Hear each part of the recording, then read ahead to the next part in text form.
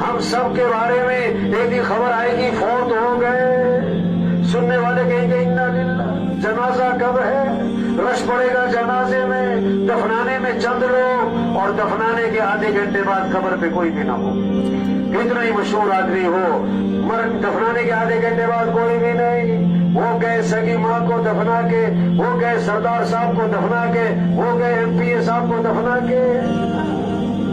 आज अपने पर मट्टी नहीं पड़ने देते, फिर मनो मट्टी तले दबा दिए जाते, और मट्टी डालने वाले को अपने और सवाब समझकर डालते।